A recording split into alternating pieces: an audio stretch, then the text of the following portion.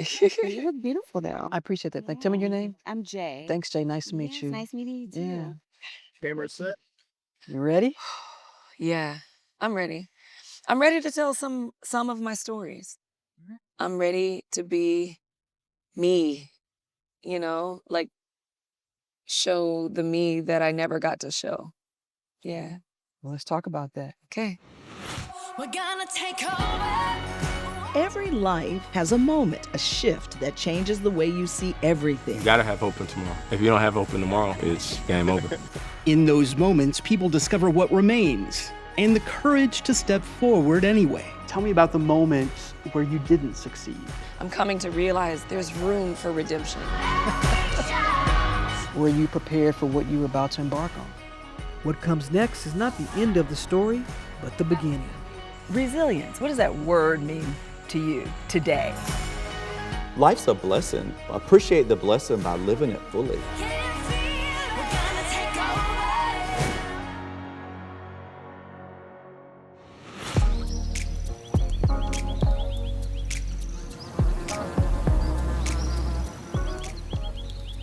Hello, Rose. Oh, thank you for meeting me here at this lovely place. It is so beautiful. Nice to meet you. How are you? I'm amazing. This is a haven. Yes, it For is. just whatever emotion you're feeling, whatever you're going through. Yeah. Come to the Atlanta Botanical Garden. Yeah, it feels like very serene. Yeah. Born in Decatur, Georgia, Keri Hilson is a singer and songwriter, the voice of a certain era and a pretty exciting performer. With multiple Grammy nominations and various other awards, she's had hits such as Knock You Down, Pretty Girl Rock, and Energy. Please welcome back to the program, Keri Hilson. And during a successful run, Keri took a step back from music for 15 years. But now she's back and ready to reconnect with the industry and her fans. Now here's a fun fact. Keri and I have never met, but we share the same birthday. So come along as we walk through the Atlanta Botanical Garden and find out what she's been up to these last 15 years. Let's go back then to Keri Hilson, maybe around the early, into the teen years. Okay. You've been sort of mapping out that you were going to do something, but let's talk about that 12-year-old Keri Hilson in Decatur, Georgia. Okay. Who was she? 12-year-old Keri Hilson was very physically active. She loved sports. You played basketball. I played basketball. I swam. I obviously loved to sing. She sang in like choir and chorus and any Black History Month program, and anytime I was allowed and able at church. I think I still sing in church. Yeah, 12. I was in piano class and horseback riding. I was still riding horses with my family. She was really ambitious. She had dreams. She wanted to sing. She would have settled for playing sports in college. And that was my life, music and sports. Do you remember the first song you wrote? And what was it about? Yes, it was called I'll Never Let Go. And I was 12. And it was about love, but it was... Were you in love? I wasn't. I mean, maybe I thought I was. It was more fantasy, the fantasy feeling of love. And what was the conversation like when you said, now I've kept up my end of the bargain. However, I'm about to explore this as a full-time career. Yeah. Yeah, it was gradual. I think I released and unleashed this love and this passion. I let it blossom responsibly. I joined a girl group, and it was like a weekend thing initially. And it was under, his name was Marvin McIntyre, and Marvelous Studios, and it was like artist development, basically. It was gradual, Like I said, at first it was on the weekends, and my parents were all for it. I kept my grades up. It kept my time and my energy for sure. Were you prepared for what you were about to embark on? As much as I could be prepared for what I was about to embark upon, because there's certain things that you could witness, and I did witness a lot as a songwriter. I did have to work firsthand with artists, big ones, you know?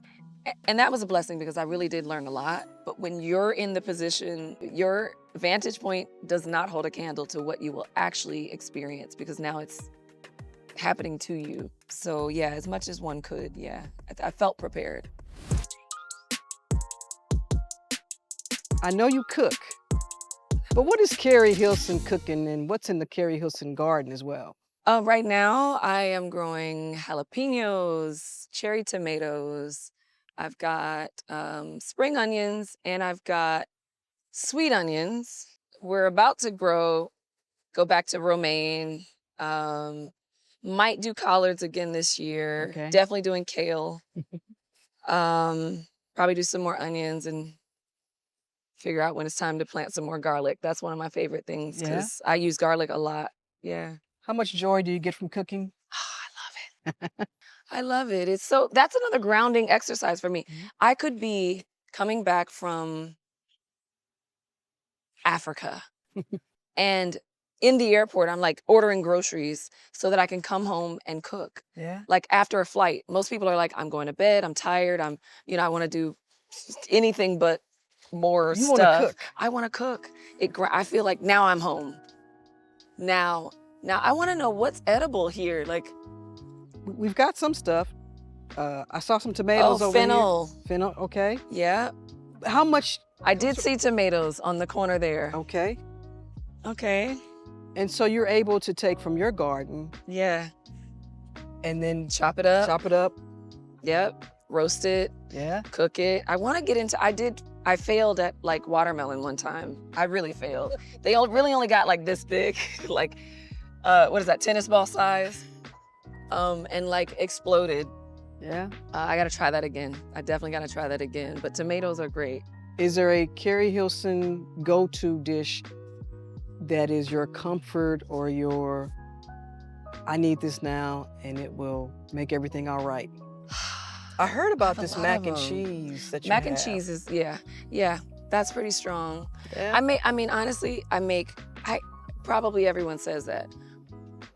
But it's my mac and cheese is notable. And that is one of your comfort foods. Like, I love barbecue foods. Yeah, okay. I do love barbecue foods. Baked beans and things like that.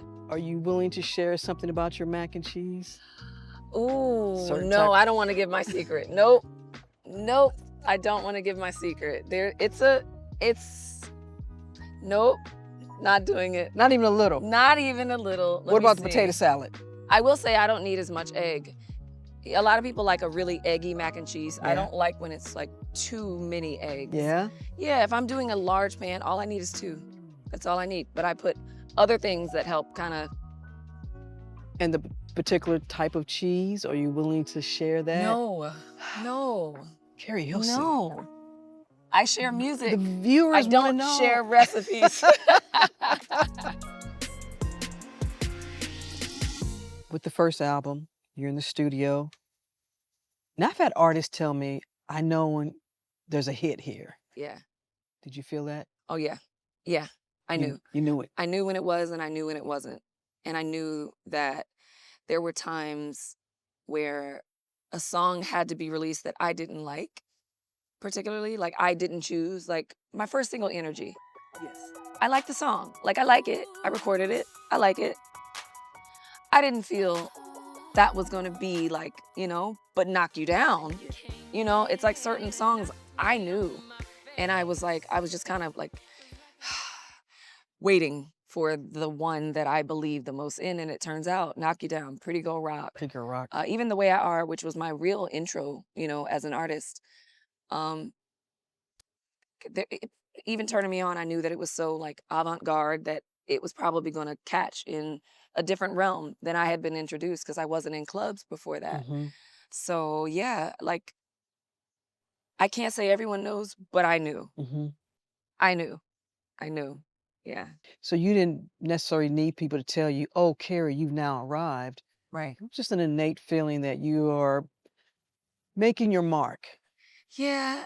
Which is Yeah. I mean, different, you get yeah. indicators. Yes, you get indicators. Like you see it in people's eyes. Because you have control in some elements and in Yeah. some environments, Yeah. and then you don't. Yes. And that's what I want to talk about Okay. with you next, because I'm curious how you handled what you couldn't control, particularly at this height as you were Yeah. just from 2007, and it was just, your Yeah. trajectory was just Yeah. rising. I think I handled it. I gave it my best. Behind closed doors and in front of the world, like internally and externally, I think that I handled it the best that I could. I made some mistakes, sure. Like what? A lot. Maybe not speaking up when you don't want to do something, or you feel adamant. You feel very, very adamant about something, and someone else feels very adamant about the opposite. And it's a mistake to not fight harder sometimes, you know? So, yeah. Did you have, I'm sure your parents and close friends were there, but was there anyone else within the Keri Hilson camp, so to speak, that was helping you through what you couldn't control and what you weren't maybe expecting, and how you could approach that? Was there any, or was that really hard to? It was hard, I mean, because you're experiencing it alone. My team was there for me. I remember them constantly having to give me advice and telling me things like, hey, it'll blow over. They'll talk about it today. They won't talk about it tomorrow, you know, that kind of thing. But when it's you, your likeness, your face, your legacy, all of your years of experience, your dream, your passion, something you love so much and can't do without, it hits differently than it hits the team. So yes, they definitely tried, and they did make me feel better in a lot of ways and in a lot of cases. But, you know, it's me. You know, I'm the one getting daggers thrown, or I'm the one having to sacrifice so much. Well, they had to sacrifice too. But, you know, like certain things you can't live down, certain things just live forever.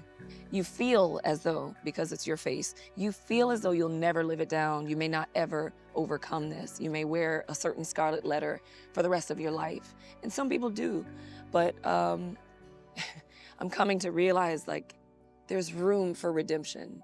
And if you don't leave room for it in your own heart and in your own spirit and your mind, like, then no one else will.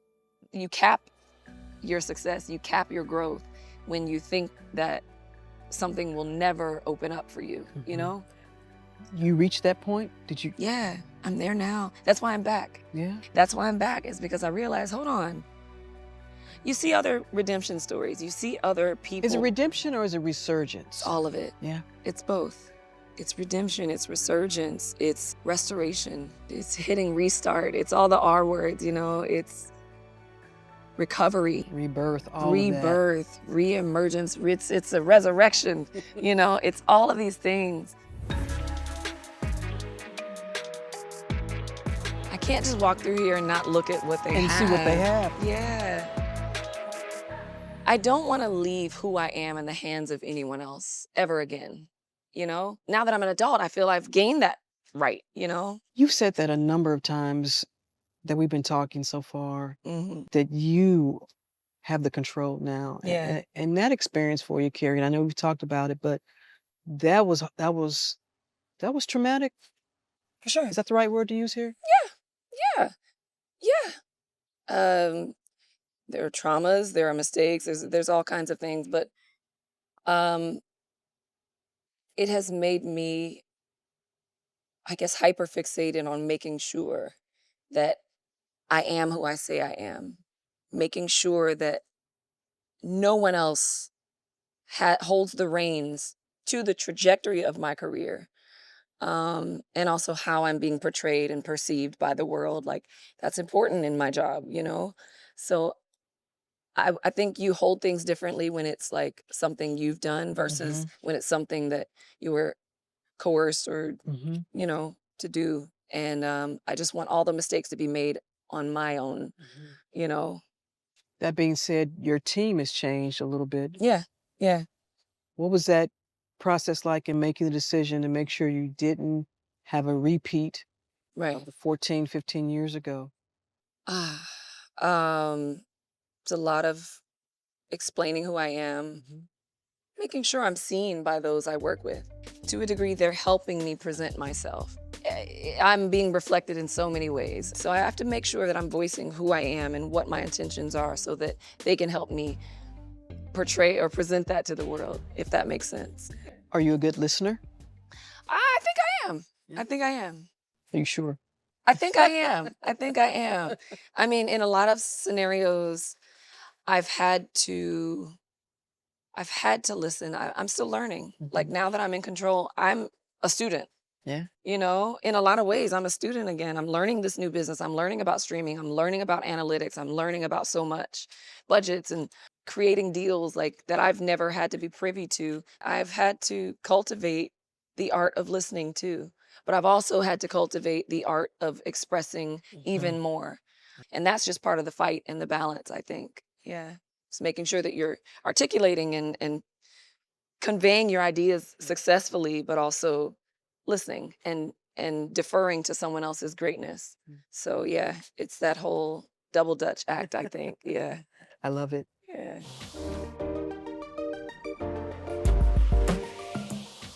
Keri, did you hit, I don't necessarily want to use the term rock bottom, but did you hit a point where you had to say, I need to take a break? Yes. And what was that moment like for you? Because that's another pivotal moment. Yeah, it was another pivotal moment that I did choose it, but I didn't feel like I had a choice either. Life was just really dark. And I was at the height of my career, but it was career woes, it was family, it was friendships, it was relationships. It was like literally the world. And a lot of career, like I got a place that holds a big piece of the pie. A lot of career, a lot of relationship, and a lot of ancillary things. Just life was just dark. So it all kind of came down at Yeah. the same time, not necessarily one event or situation. Right. Well, yeah, I guess, yes, it felt like that. It felt like it was all crashing. Like there's a breakup and then there's career stuff that I'm still fighting my way out of or trying to get my footing or get on top of and get ahead of, and just I felt like I couldn't quite, find my bearing. And I remember telling them, I need some time off. I told management, I need some time off.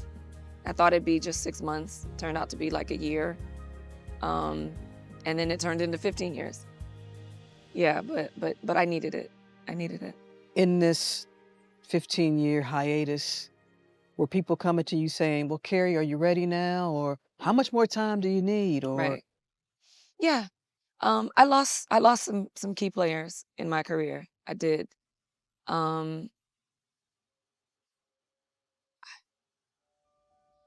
Not exactly sure why, but I do know that we have to survive, and if a lot of your time and attention went to Keri Hilson, now your time and attention has to go somewhere that's lucrative for you. Like we all have to do what's best for us, and there's no hard feelings for anyone that kind of jumped ship or had to pivot, and I'm still friends with all of the players. I'm still cool with everybody involved.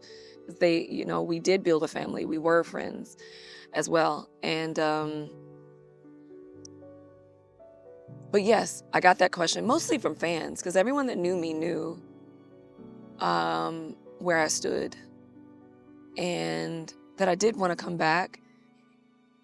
And when it wasn't about depression anymore and we were trying to rally back, the troops, it then became, we have to look at restructuring. because it was depression. It was depression, and now it's business. And now that I feel like I'm in the clear on the depression part, we've got to get the team back together. We've got to assemble everything. We've got to structure our deal as such. The industry, while I was gone, Changed drastically. drastically. So how did you know when it was time to come back? Because you look up and it's 15 years. Yeah, it was gradual. Mhm. That was gradual also. There was a lot of fear. There was a lot of fear. I don't take well to character attacks. I think it's hard for anyone. And I was most afraid of becoming a target again? A target, yeah. And clickbait and whatever else. And that's not putting the blame outside. That's just saying it's the nature of entertainment now.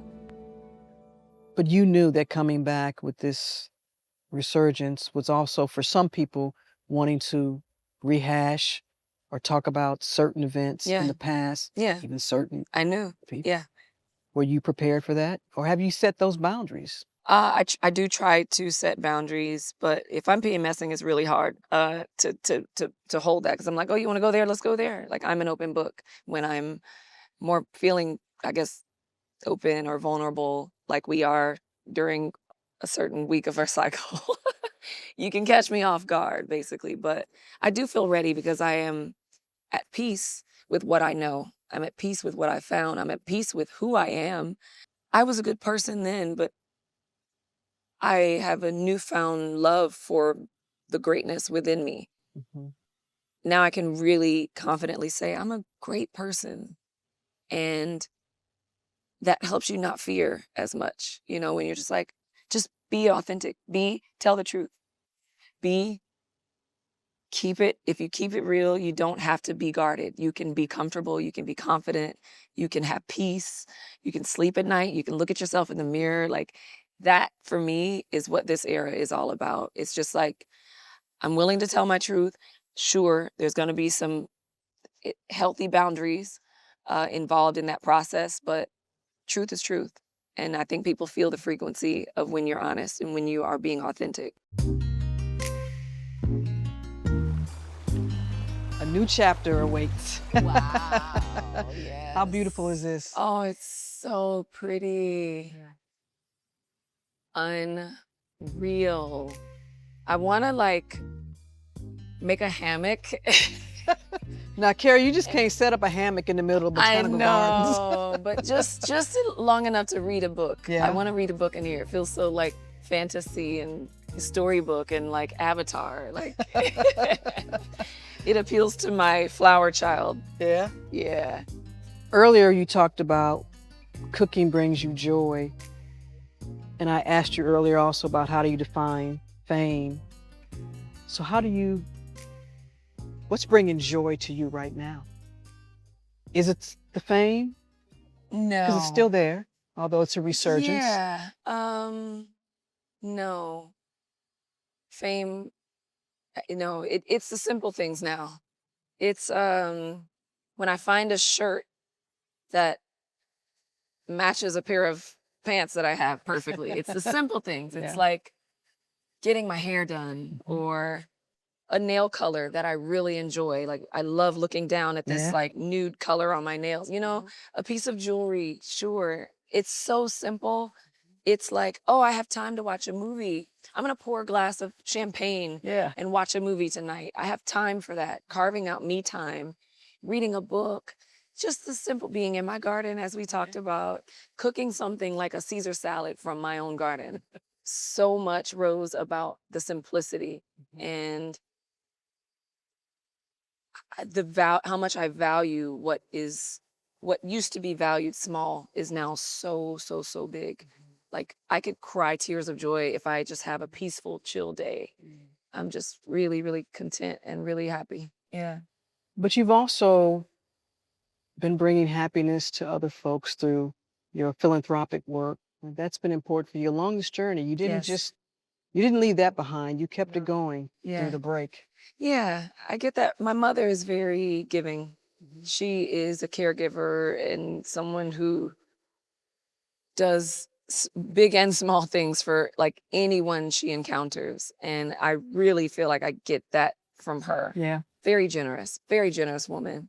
And through my foundation and even outside of the foundation, like, I try to do the same. I live the same way. I think it's really important to care about your community and to serve others and humanity, even outside of your community. Like things we've done in Africa, and just, those are moments I think that kind of make me feel like, oh, this is why I was given these resources. This is why I have the platform that I have, so that I could speak about this, or so that I can help someone through that, or so that I can donate this to this cause, or go and actually physically help bring light, or, say a speech, or whatever that is, bring water to this community, or whatever it is. Like, that's what life truly is about. All of this, singing, performing, hair, makeup, handbags, cars, like airplanes, like it dims in comparison to the moments of humanity that some people make it and don't care about that. You know what I mean? But I think they're remiss, because that to me is a really empty existence when it's just about how you look. It's just about maintaining your persona for the world. That's so empty, so empty. Keri, if you don't take that break, whether it was going to be a year, but it turned into 14, 15 years, if you don't take that break, that much needed break, do you think about where you would have been now, or what could have happened? I think I would say I have thought about that. I don't have an answer, because my life. You did take the break. I did take the break, and my life took the path that now, in hindsight, I'm like, wow, that was an interesting way to teach me a lot of things, Yeah, I made the choices I made, and I now can say I'm content and happy and pleased, and I accept everything that has happened during that time as part of my journey. So if it's never about the destination, but the journey, you've embraced it, and here we are for the next chapter. Yes. But I can barely even see what's next. I'm enjoying the journey. I'm enjoying this interview, this moment with you here in this beautiful environment. Like, I try not to even really think about what I have for the rest of the day, like you have to really be present. And that has been another lesson that I think is, it's of utmost importance to be present, be here. Do you think we could maybe get a hammock in here for you? I hope so. The Keri Hilson Atlanta hammock? Botanical Garden. That would be amazing. Just let me come read a book. I'll come at night. We don't have to bother anybody. Just be me, maybe a glass of wine if you'll allow it, and a book. New beginnings can emerge from the end of old paths. And in the case of Keri Hilson, small breaks led to an incredible journey. And along the way, taking time to recharge or reevaluate is okay, especially when the direction feels misguided. It's a moment of restoration that can lead to growth. Like plants and flowers, you can prune what's no longer necessary and learn to use new tools to reach an even higher terrain.